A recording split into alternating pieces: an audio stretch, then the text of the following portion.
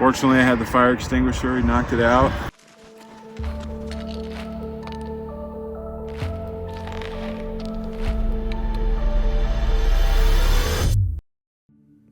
We've arrived at Massacre Rim, one of the darkest places on Earth.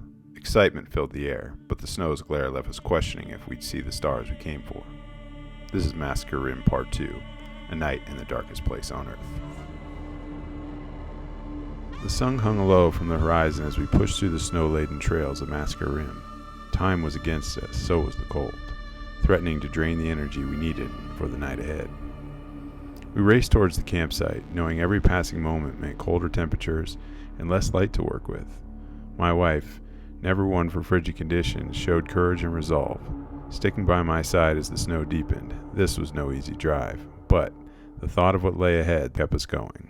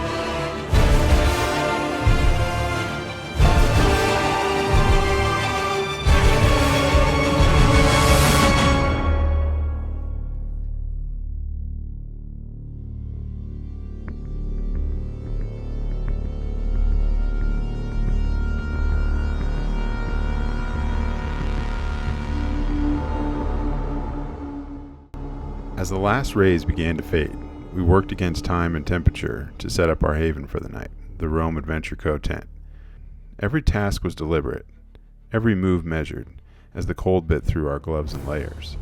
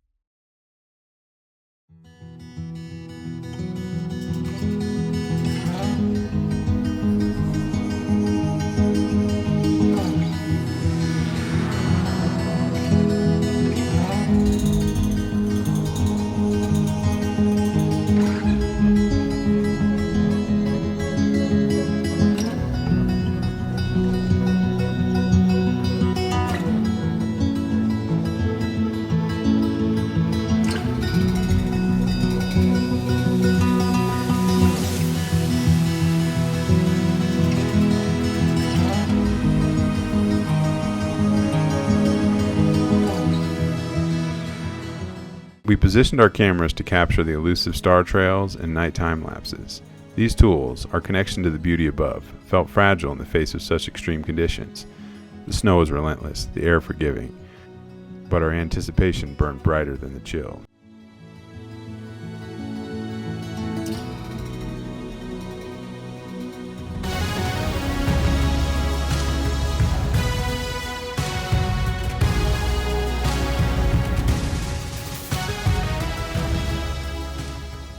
Camp finally ready, we turned to a more immediate need, warmth and nourishment. The sun had slipped away entirely, leaving us in the embrace of the icy night.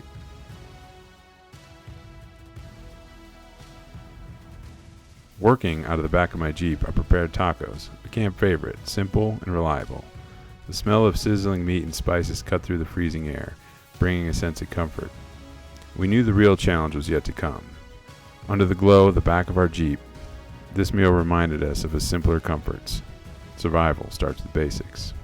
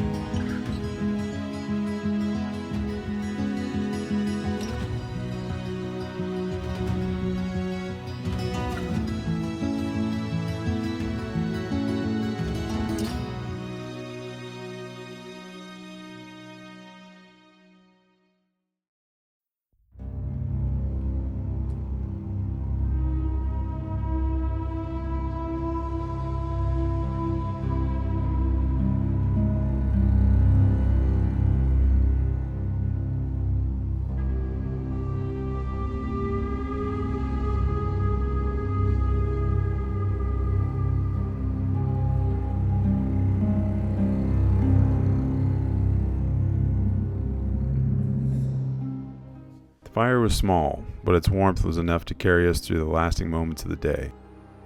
Sitting together, we shared quiet conversation and occasional laughter. We thought about our lives and how it was so nice to be away for just a moment to enjoy nature and everything that came with it. Our plan was simple: rest early and wake up at 2:30 a.m. for the ultimate reward, the darkest skies, the clearest stars. What we have traveled all this way for. But the question lingered: would the snow reflection betray us? Morning. So, pretty cold night, probably down into the 20s, maybe even the teens. We got up at like 2:30 to check out the stars, and it was pretty awesome. It was pretty dark, and you couldn't believe all the stars you would see. However, my cameras in the middle of the night turned off. Not quite sure when they turned off. I'm not going to blame the cameras. It was the blue LED little generators stopped pushing DC power through. Not quite sure why that is. I tested them out at home for 15 to 18 hours, and they ran the cameras without even thinking. So pretty disappointed in that, but we're going to dive through the footage and we'll see what we actually got of the galaxy. Restarted it when I was there, of course, and then they turned off again by the time I woke up in the morning. So not quite sure what's going on there, but pretty disappointed in that. There's these, maybe it's cold, I don't know. But,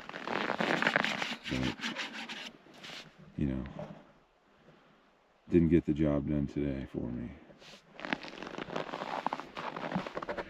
We also had some interesting findings in the middle of the night. I think all the snow on the ground was creating some reflection and was kind of changing the way that our cameras wanted to take pictures in the middle of the night.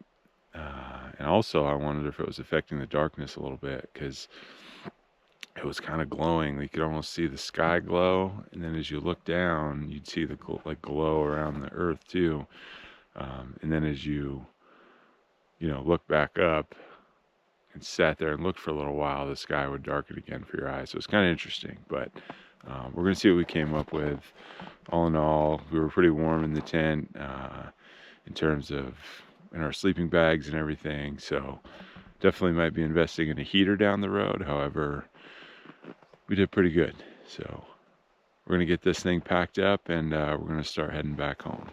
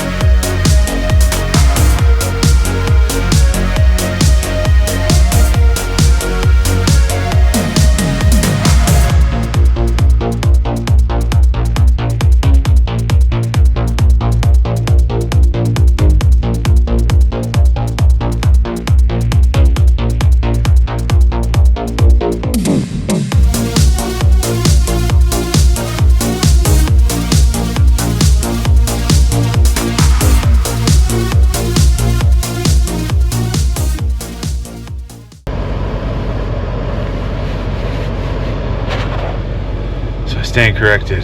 It's 9 degrees outside. Had to be even colder last night. The morning came quietly, and with it the task of packing up. The air was sharp, colder than the night before, and the Jeep seemed frozen to the earth beneath it. We wasted no time, methodically breaking camp and preparing for our journey home.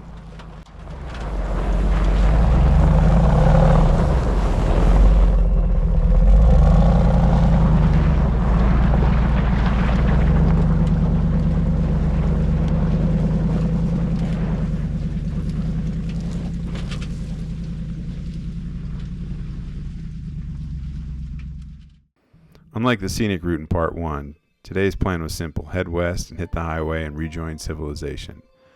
The stars hadn't given us all we'd hoped for, but they'd given us enough to feel gratitude for the experience.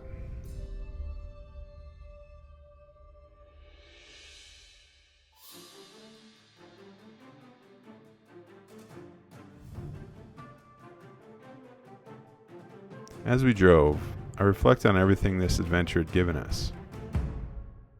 From Part 1's journey to this night in Massacre Rim, it had been a challenge, a push against the elements and our own limits.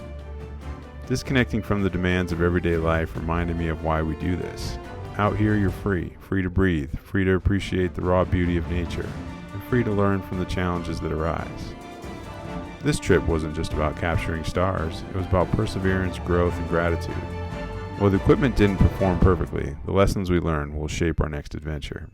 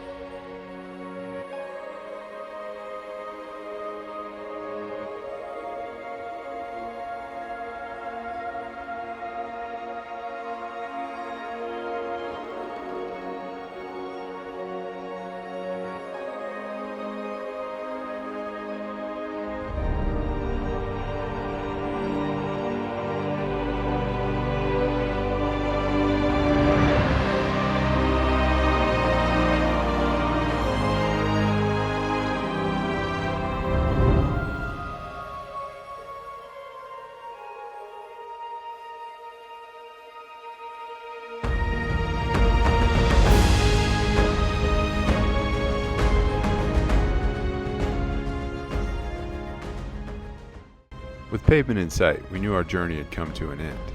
So it was time to pull over, air up our tires, give the Jeep a final once-over, and get headed down the highway.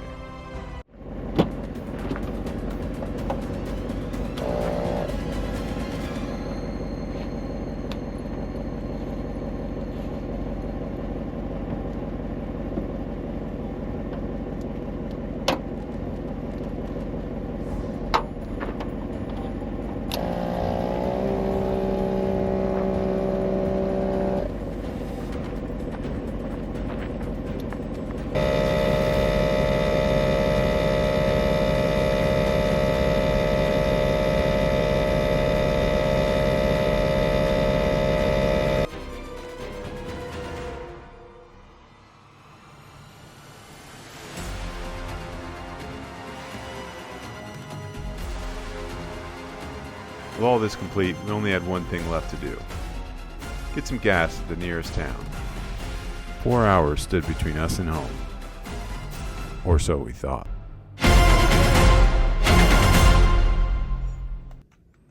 Out here, anything can happen. A car fire, a breakdown. These aren't just inconveniences. They can end your journey entirely. Preparation is everything. Knowing your Jeep, carrying a fire extinguisher, and being ready for the unexpected can make the difference between survival and disaster. This time, we were ready. And that readiness made all the difference. For more on how we pack to prepare, check out our packing guide video.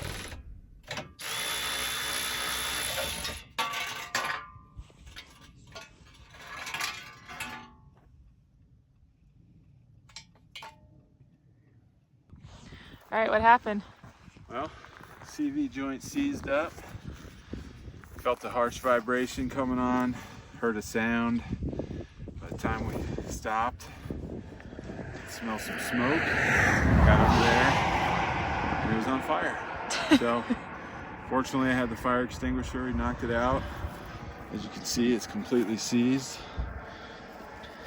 So, in order to get that out, because I didn't have a T50 on a socket, had to drop all the skid plates and the transmission cross member and then take it out with a small Allen wrench. So that was fun. How long did it take you? Were we almost 2 hours? Almost 2, yeah. We are literally on the side of the road on 395. So the plan is we're going to run it in two-wheel drive all the way home. The 392 only does all-wheel drive, but with the Taser, I can program it to go in two-wheel. I tried that first, but the drive shaft still spun, so I knew we'd still have the same problem. So with it out and in forced rear-wheel drive, I think we'll be good to go. All right, let's get out of here. This adventure didn't go exactly as planned, but it rarely does.